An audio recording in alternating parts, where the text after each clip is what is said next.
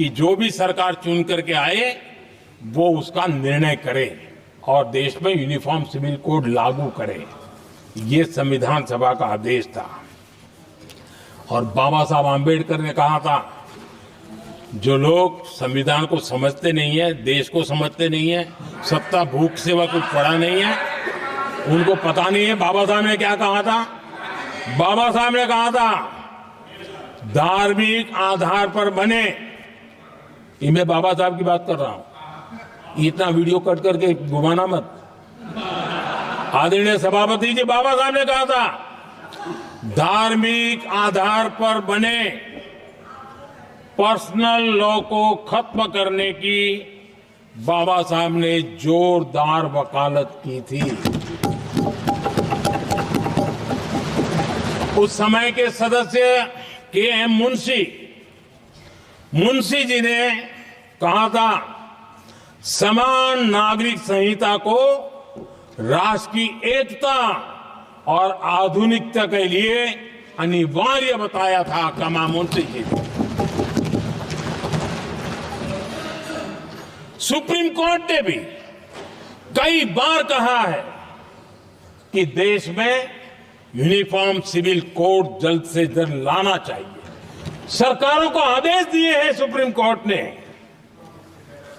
और उसी संविधान की भावना को ध्यान में रखते हुए, संविधान निर्माताओं की भावनाओं को ध्यान में रखते हुए हम पूरी ताकत से लगे हुए हैं सेक्युलर सिविल कोड के लिए। और आज कांग्रेस के लोग संविधान निर्माताओं की भावना का भी, सुप्रीम कोर्ट की भावना का भी अनादर कर रहे हैं, क्योंकि उनकी राजनीति को सूट नहीं करता है। उनके लिए संविधान वो पवित्र ग्रंथ नहीं है, उनके लिए एक हथियार है राजनीति का। खेल खेलने का हथियार बना दिया। लोगों को डराने के लिए संविधान को हथियार बनाया जाता है। आदरणीय सभापति जी, और ये कांग्रेस पार्टी, उनको तो संविधान शब्द भी उनके मुंह में शोभा नहीं देता है। इसलिए जो अपनी पार्टी के संविधान को नहीं मानते हैं,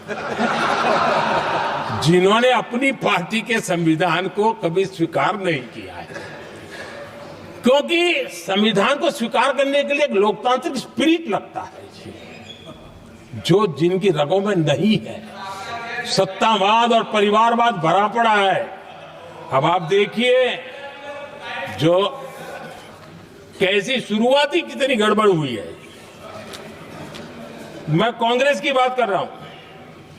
12 कांग्रेस की प्रदेश की कमेटियों ने, 12 प्रदेश कमेटियों ने सरदार पटेल के नाम पर सहमति दी थी। नेहरू जी के साथ एक भी कमेटी नहीं थी, नॉट अ सिंगल।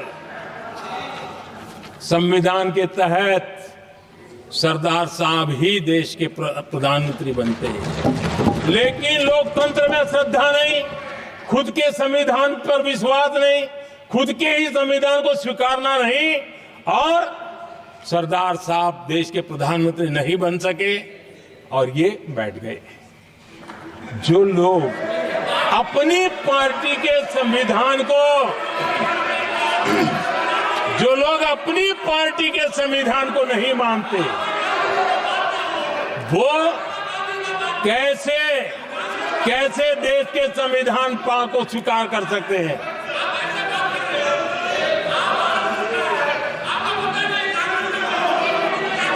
आदरणीय सभापति जी, जो लोग संविधान में लोगों के नाम ढूंढते रहते हैं, मैं जरा बताना चाहता हूं। कांग्रेस पार्टी के एक अध्यक्ष हुआ करते थे और वो अति पिछड़े समाज से आते थे। अति पिछड़े, पिछड़े भी नहीं, अति पिछड़े, अति पिछड़े समाज से आते हुए उनके अध्यक्ष श्रीमान सीताराम केसरी जी, कैसा अपमान किया गया। कहते हैं बाथरूम में बंद कर दिया गया, उठा करके फुटपाथ पर फेंक दिया गया। अपनी पार्टी के संविधान में ऐसा कभी नहीं लिखा गया, लेकिन अपनी पार्टी के संविधान को न मानना, लोकतंत्र की प्रक्रिया को न मानना और पूरी कांग्रेस पार्टी पर एक परिवार ने कब्जा कर लिया, लोकतंत्र को नकार दिया। आदरणीय सभापति जी,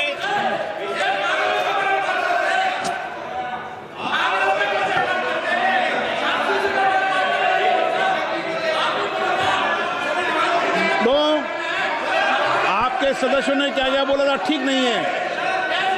आप जब सदन के नेता बोल रहे हैं तो सदन की मर्यादा को रखो, आदरणीय अच्छी सभापति परंपरा जी, को बनाओ। संविधान के साथ खिलवाड़ करना, संविधान के स्पिरिट को तहस नहस करना, ये कांग्रेस की रगों में रहा है। हमारे लिए संविधान, उसकी पवित्रता, उसकी शुचिता हमारे लिए सर्वोपरि है।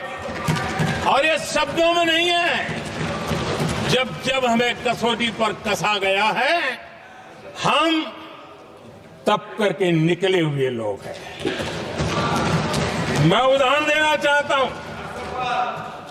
1996 में सबसे बड़े दल के रूप में भारतीय जनता पार्टी जीत करके आई, सबसे बड़ा दल था।